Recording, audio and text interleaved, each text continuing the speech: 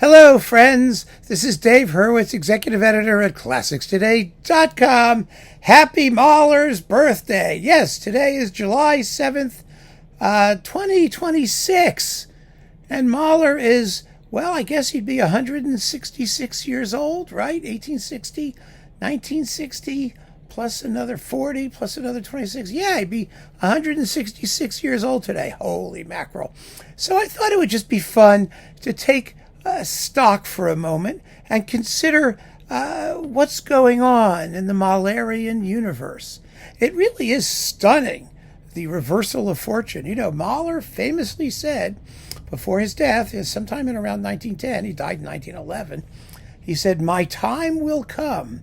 And it came basically in the 1950s. That's when it started. And since then, it's been going like gangbusters, just insane.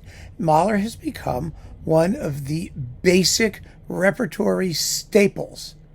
And that's really a fascinating thing when you consider the classical music, world generally, the canon, which supposedly changes very slowly and very gradually. Well, Mahler really took it by storm because once he made it, he really made it.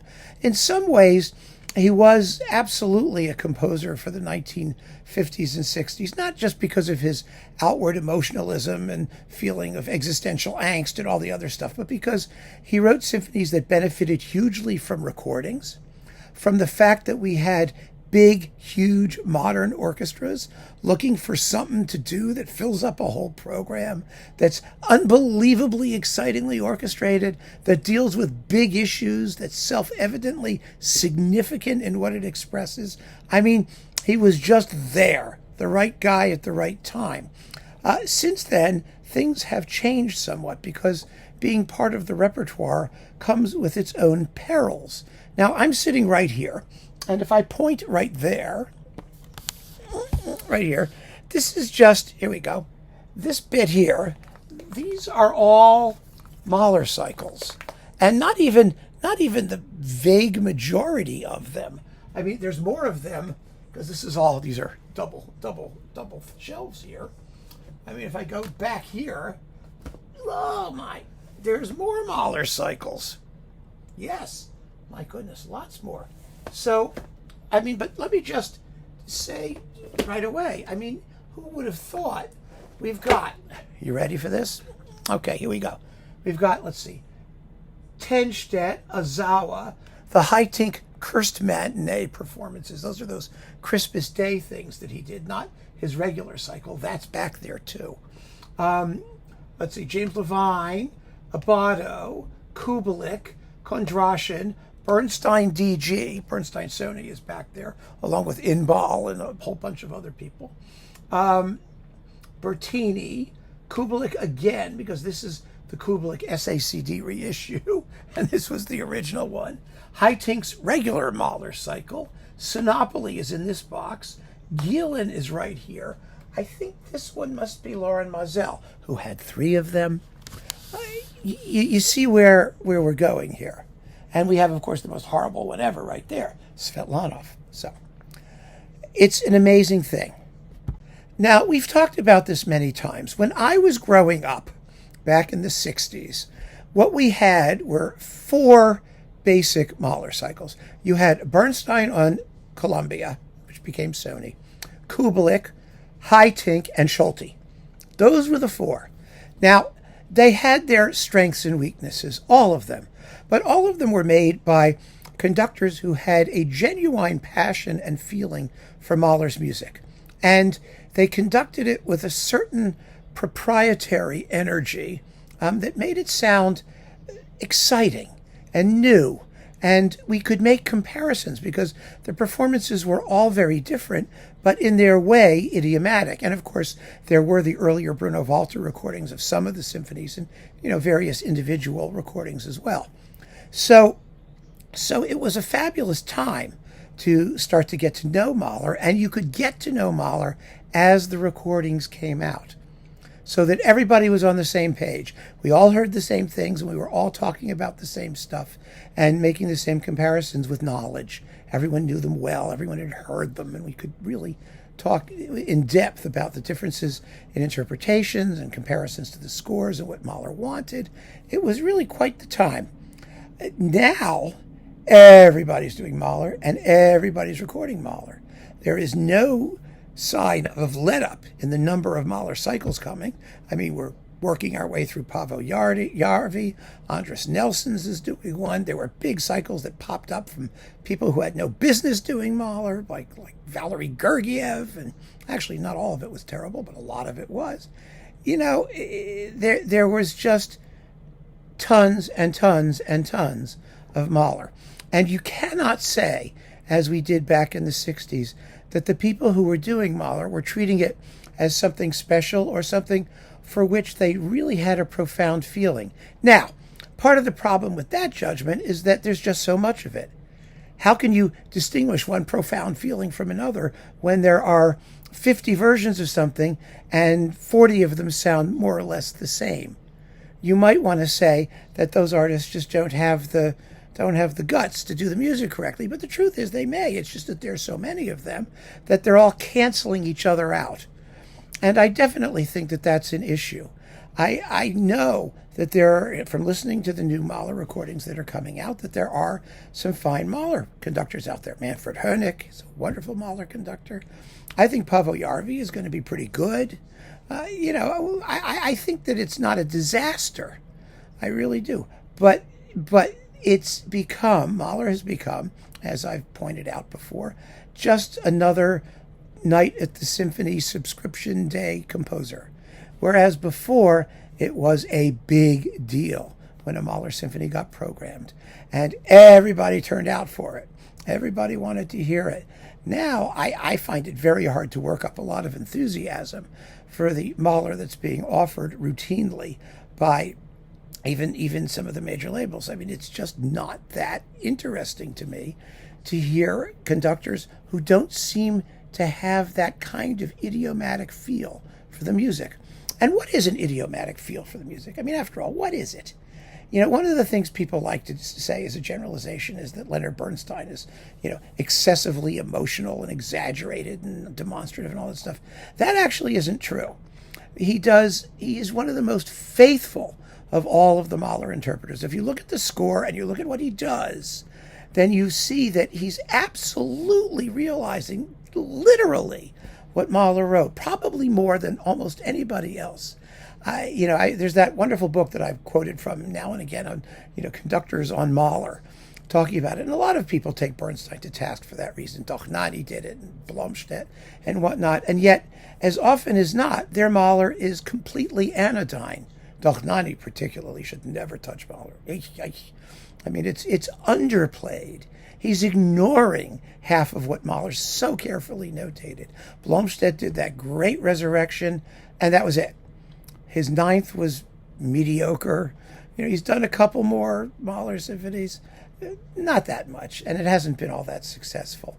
And, conductors who comment on the work of other conductors actually are kind of, they need to be careful. They really do, especially because they risk being compared according to their own standards and coming up wanting.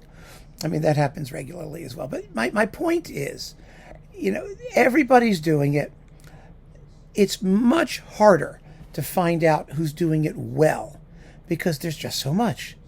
And you have to separate the wheat from the chaff. And the essence of doing that, I really feel, still simply comes from looking at the score. You can take the score of anything, even a Haydn symphony, a Mozart symphony, and even a fine performance is probably only realizing 75% of what's actually there. It's very, very interesting. If you really look hard at what composers wrote, and Mahler's scores are so detailed that nobody can possibly realize everything that he did. But the first thing you have to get when you do Mahler is clarity. You have to be able to make audible all of the wonderful sounds that he has written into his scores. That means soft percussion, interesting woodwind bits, sections where I remember so vividly rehearsing the first symphony with a community orchestra. and we were doing the funeral march from the First Symphony, and it's got that section in the recapitulation of the klezmer music, do do do do ba do ba do do do boo boo, and then there's that part that goes dum da dum in it oh dum in it oh dum in it, like that. And you look at the parts, and everybody's dynamics are different all at once. Some people play piano, some people are playing forte, some people are playing. That happens in Brahms too, famously. And there's a passage in the third movement of Brahms' Third Symphony that runs from pianissimo to fortissimo in 2 bars, with everybody in the orchestra doing something a little different. These kinds of details are extremely hard to realize in concert, and half the time the players aren't paying attention and the conductor isn't, and there's not much he can do. Yes, dear, we're going to have a Finster moment. Come here. Come on. Okay, there she is. Okay, we have Finster in place, where hopefully she will leave us to finish this conversation. So yeah, I mean, the score. There's so much more there than anybody can realize completely. Some do much better than others. There's no question about it. Part of it comes from trusting the orchestra. One of the things that happens with conductors of Mahler, I found, is that they look at the score. There's so much there that they become micromanagers. They freeze. And that's a disaster. You have to let the players play, particularly at climaxes, particularly when things get really loud. You cannot control. Even Lauren Mazel could not control all of the dynamic nuances and accents and shades and things that Mahler demands. It's up to the players to care enough to do it right. And 9 times out of 10 these days, conductors get in the way. They actively prevent that from happening. When they pick something that they think is important, chances are it's not what Mahler thought was important, and it's not what the players themselves would instinctively and naturally do. Because in a great orchestra, a great ensemble, they listen to each other and they know how to do these things, and they know the music. They probably know the music better than the conductor, having played it 1,000,000 times under 1,000,000 different conductors. So that's one of the major issues. It's clarity. The other issue is taste. Mahler is famous for being unbelievably eclectic. The problem with playing Mahler is quite similar to the problem with playing Haydn, although in a different way. Haydn also was a universalist. He stuffed everything into his music, into his symphonies, although he tended to do it one work at a time, where Mahler did it all in one work together. But it's the same issue. What is the range of interpretive nuance that a conductor is capable of? Can they be ugly? Can they be, some like Michael Gielan, they could be ugly all the time. But Mahler isn't just ugly. He's also transcendental and spiritual and incredibly sublimely beautiful and heart-on-sleeve sentimental and cold and evil and malevolent and giddy with joy. I mean, all of those things, that range of emotion has to be expressed. And there aren't that many conductors out there who can encompass that huge range of emotion. It's easier to encompass if you let your orchestra do it, if you don't get in the way. But even then, the orchestra itself has to be trained to do it. One of the problems with Mahler played by orchestras such as the Vienna Philharmonic or the Berlin Philharmonic historically has been that they've just been unwilling to make the sounds that Mahler demands. They don't give him what he wants. Bernstein yelled at the Vienna Philharmonic about that. He said, "This is your music, but, why are we rehearsing? Why are we doing this? You got the notes, but Mahler's missing," he said to them. And he was right.